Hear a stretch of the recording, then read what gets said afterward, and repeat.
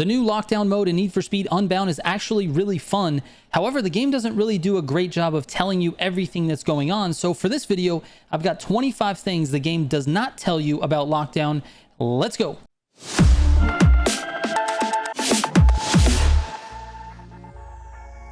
All right, real quick before we get into it, this video is really just a tip video. It's basically everything that I wish I knew before starting lockdown. Even though I had the privilege of testing it out early, I really didn't get to see the fully released version of it, and there are a lot of changes from what I played to this. And so there's some things that I really wish I knew going into it, because it would have made me a better player early on. So with that said, these are not in any particular order. I'm just going to go down the list of all the tips that I feel like you guys should know. All right, let's get started. Some cars will be unlocked for everything you do in Unbound, and some cars are only going to be available for 24 hours after you jack them.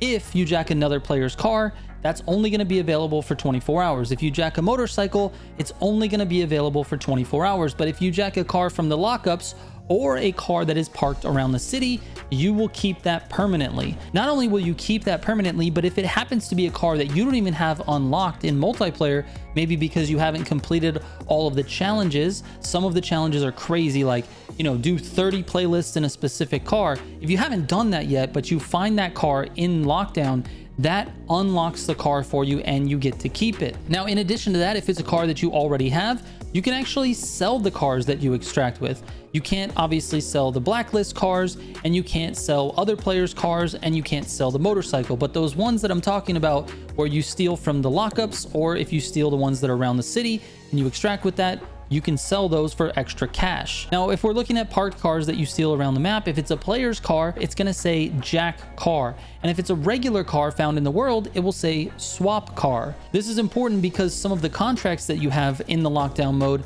will actually require you to have a jacked vehicle of a certain class or a certain type.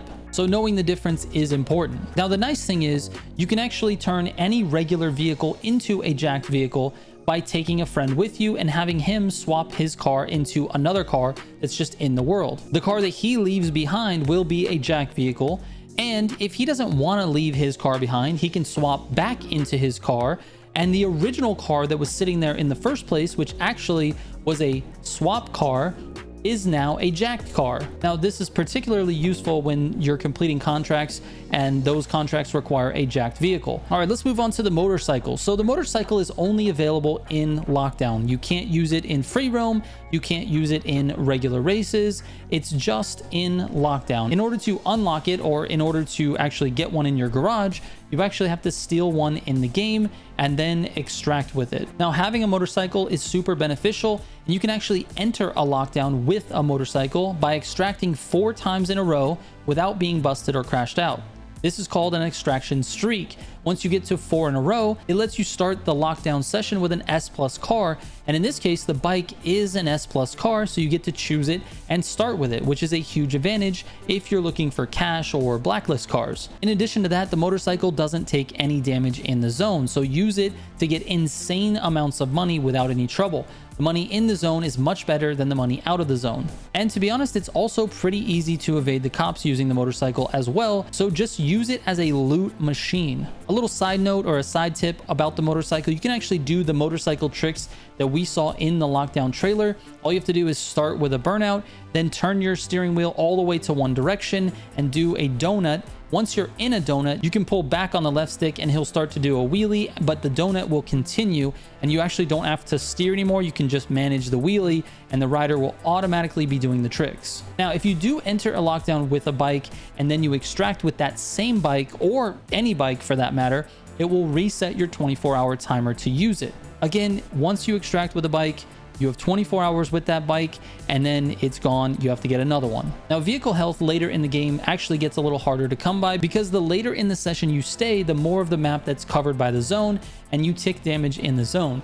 If you're not trying to extract with a car, I would say it's important to focus on getting a bike early. And since it takes no damage in the zone, it's going to help you extract on that final truck as well. And speaking of extracting, the extraction trucks that appear randomly every 5-ish minutes or so, but when the timer runs out, there is one last extraction truck you can grab. So don't freak out if you got like 2 minutes left and you don't see a truck. You're gonna get one once the timer runs out. Now, if you're the last team on the server, it's gonna be easy pickings to go get that truck. But if you're not, and there's multiple teams on the server, and you do wait for that last truck, you're gonna have a fight on your hands to capture it first, so you need to make sure you're in a position to go get it. Also, if there is a fight to capture that extraction truck, the best strategy is to make sure that you have more teammates in the circle than the other team.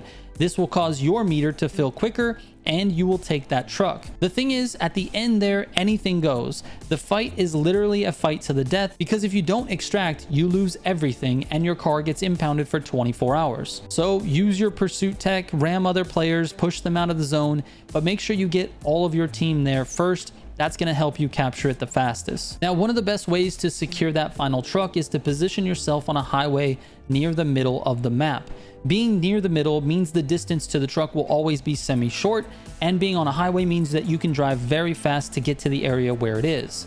Also, pay attention to your teammates' statuses, especially when they set a waypoint for the extraction truck. A lot of the times you won't have communication with random teammates, so this is especially helpful in knowing what they are doing. Extracting should be a priority for you. Keeping your extraction streak is important to getting the most loot possible while in there. Your goal should be to get a full streak so that you can bring an S+ tier vehicle and extract with a motorcycle so that you can start with one on the next game. Now, building cars specifically for entering lockdown is recommended, but it's not necessary. If you don't have an extraction streak, you're going to be starting with a B tier car. You can build that to be the fastest it can be, knowing that you're going to leave it in there and you're going to be swapping it for a better car. Now, the reason it doesn't matter is because if you successfully extract, the next time you enter will be in an A tier car. The time after that, you're going to be bringing an A+ car in, etc, etc. So if you build a car for B tier, then you extract, you're going to have an A tier car. You build a car for A tier, you extract, you're going to be leaving those cars in the lockdown and they're going to be impounded for 24 hours, but it doesn't matter because you've moved up the ladder into the next class up. All right, let's talk about some general tips. There are various symbols on the map that indicate certain things. Here are the most important symbols and what they mean. The bike, the lockups, and the races are started randomly by the server. You can listen to the voice lines that indicate which of those events is happening, but generally they kind of all happen around the same amount of time. It's usually every 5-ish minutes. Now, as far as PvP goes, other players drop cash when they're hit, which means you drop cash when you're hit. So try to avoid being hit and try to hit other players. Lockup locations can be found before they're opened up by Racer X, and they can be opened by spending $100,000. If you have that cash in the game, this gives you an advantage because more often than not, the cars in there are better than what's currently out on the streets. And sometimes you'll find a blacklist car. So if you do find a lockup that's not opened by Racer X yet, it's not actually on the map, you can just open it with cash, assuming you've gathered enough cash, which means gathering cash at the beginning of the lockdown session is actually important when that is your goal. And speaking of the lockups, cops are actually really reluctant to enter the lockups. You can sit in the middle of those lockups without any trouble, but they can arrest you if you get too close to the edge. So just stay in the middle if your goal is to maybe plan your next move. Sometimes the cops will actually wreck each other and one sort of bounces inside, and if that happens, they can bust you on the inside. You just have to destroy that cop that's in there, and then you can sit in there as long as you want and plan your next move without any cop interference. It's kind of a nice break from the action, but you do still have to worry about other players. So as long as other players are not around, you're kind of free and safe inside that lockup. Now, when completing contracts, it's advantageous to have the same contract as your teammates because the contract only has to be completed by one person on your team, and everyone contributes. I know that sounds confusing, but for example, on this one, it asked me to spend 180 seconds airborne in a jacked vehicle. Now, I contributed about 30% and my friend did the other 70%. Then I went and completed the 3 stars on a hot lap while he did the 3 stars on a drift activity. Obviously, we shared the progress on the 180 seconds. He did 100% of the drift activity and I did 100% of the 3-star activity. So what this means is Really, only one person has to complete it and it counts for everyone in the team. But you guys have to have the same contracts selected before you go into lockdown. This shared load is really neat and it makes it so that teamwork is possible and incentivized. Now, if you switch contracts without completing it, the progress is saved and you can go back to it at any time. And finally, a couple of smaller tips. While you're in the lockdown garage, you can see which car class you can take in by looking in the top right-hand corner.